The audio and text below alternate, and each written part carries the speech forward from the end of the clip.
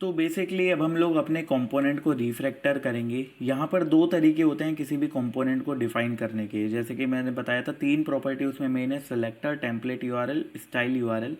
अब एक तरीका तो है कि टेम्पलेट यूआरएल देकर आप अलग से एक एचटीएमएल की फ़ाइल क्रिएट करें और उसके अंदर सारा एचटीएमएल कोड लिखें, और स्टाइल यूआरएल की फ़ाइल क्रिएट करें और वहाँ सारा का सारा सीएसएस कोड। बट ये कई बार काफ़ी कंफ्यूजिंग हो जाता है। इससे बेटर और जो हैंडी अप्रोच मुझे लगती है वही लगती है कि जो भी कंपोनेंट की टीएस फाइल है उसी के अंदर आप उसका एचटीएमएल लिखो, उसी में सीएसएस लिखो, अनटिल एंड अनलेस आपकी सीएसएस और एचटीएमएल उस कंपोनेंट की बहुत ज़्यादा ह्यूज ना हो।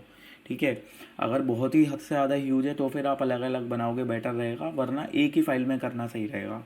तो यहाँ पर उस दूसरी अप्रोच का तरीका क्या होता है, instead of writing template URL you can use template.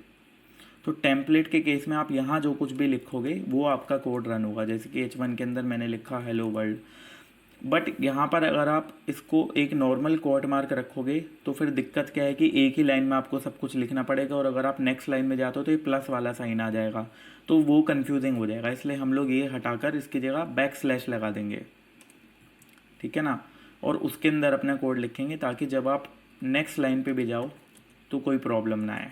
ठीक है, इसी तरीके से जो हमारी स्टाइल है, आप उसको स्टाइल यूआरएल्स लिखने की जगह स्टाइल्स लिख सकते हो, एंड देन यहाँ पर अगेन बैक स्लैश लगाकर आप सारी की सारी स्टाइल यहीं पे दे सकते हो। लेट से मैं यहाँ पर H1 के अंदर लिख देता हूँ कलर रेड, जस्ट टेस्ट करने के लिए। और अब ये जो HTML वाली फ़ाइल है और CSS वाली फ़ाइल है, ये दोनों मैं यहाँ से डिलीट कर सकता हूँ। ये मैंने डिलीट कर दी। तो इससे क्या है, एक ही फाइल के अंदर आपकी तीनों चीज़ें रहेंगी तो हैंडी रहता है, आपको बार बार इधर उधर चेक नहीं करता है HTML में क्या है, फिर वापस आके आप यहाँ चेक करो कि कंपोनेंट के लॉजिक में क्या है। इससे बेटर है सब एक ही फाइल में रहे कंपोनेंट का।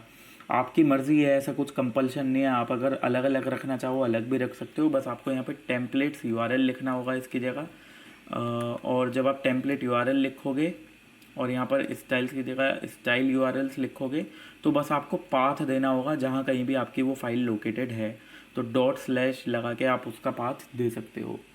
ठीक है, तो ये एक अप्रोच है कंपोनेंट को बनाने की, और दूसरी अप्रोच जो बाय डिफ़ॉल्ट आया था वो है, हम लोग यहाँ पर पूरे कोड के अंदर इसी अप्रोच का यूज़ करेंगे क्योंकि मुझे यही ज़्यादा बेटर लगता है। और अब अगर आप अपना कोड देखोगे ऑटोमेटिकली रिफ़्रेश हो गया और यहाँ पर हेलो वर्ड रेड कलर में आ गया, क्योंकि मैंने H1 पर एक स्टाइल दी थी। फ़िलहाल के लिए मैं इस स्टाइल को लिखा ही रहने देता हूँ। तो इस तरीके से हम लोगों ने अपना रिफ्रैक्टर कर लिया कंपोनेंट को, और दूसरे तरीके से देखा कि कैसे लिख सकते हैं कंपोनेंट को। अब यहाँ पर हम लोग एक और चीज़ करते हैं साथ ही साथ। मान लो आप इसका नाम ऐप नहीं रखना चाहते, आप थोड़ा लोकलाइज करना चाहते हो। मान लो आप प्रोजेक्ट बना रहे हो एक रोबोट या एक चैट बोट, तो आप यहाँ पे चाहोगे बॉट आए ऐप की जगह, तो आप उसके लिए TS लिंट में जाके रूल्स चेंज कर सकते हो। जो आपका TS लिंट था यहाँ पर आपको दिखाई देगा, आप सर्च कर लेना इसके अंदर अगर ऐप, ये देखो। तो डायरेक्टिव इसके अंदर एक चीज़ होती है, वो आगे चल के हम पढ़ेंगे। कंपोनेंट्स होते हैं, सबका जो सेलेक्टर है आप यहाँ चेंज कर सकते हो। जैसे कि हमारा ये कोर्स है, तो मैं यहाँ पे क्या कर सकता हूँ, कोड सीखो का ये कोर्स है, सी के मैं इसको रख सकता हूँ, या कोड या लंबा नाम हो जाएगा, लेट से कोर्स मैं इसका नाम रखना चाहता हूँ। मैं जस्ट आपको करके दिखा रहा हूँ। तो यहाँ भी मैंने कोर्स कर दिया, यहाँ भी मैंने कोर्स कर दिया। अब ये आपको यहाँ पे एरर देगा कि इसका नाम ऐप नहीं हो सकता, आपको इसे क्या करना पड़ेगा, कोर्स। सिमिलरली जो आपका index.html था, अब आपको यहाँ पे भी ये बोलेगा कि अननोन HTML टैग, क्योंकि इस टैग का नाम तो अब चेंज हो चुका है, तो अब आप इसकी जगह यहाँ पे क्या कर दोगे, कोर्स। और अब यहाँ पर सब कुछ सही रहेगा, ये देखो कोई एरर नहीं आया, कोई दिक्कत नहीं हुई। लेकिन मैं इसको वापस से ऐप कर देता हूँ। ये जस्ट मैं आपको दिखाना चाह रहा था ताकि आपको पता रहे कि कैसे नाम चेंज करना है टैग्स का, अगर आप करना चाहते हो तो।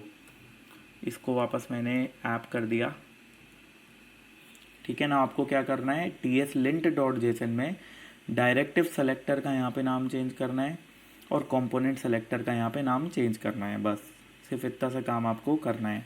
और यहाँ पे देखो इनकी केसिंग भी लिखी हुई है कि ये कैबअप केसिंग में होना चाहिए। कैबअप केसिंग कौन सी होती है, ये वाली, जिसमें आपका एक वर्ड हो, दूसरा वर्ड एक हाइफन से डिवाइडेड होता है। तो बाय डिफ़ॉल्ट यही प्रेफरेंस रहती है एंगुलर की कि आप इस तरीके से किसी भी कंपोनेंट के सेलेक्टर का नाम दें, और जो क्लास का नाम होता है वो आपका रहता है इस तरीके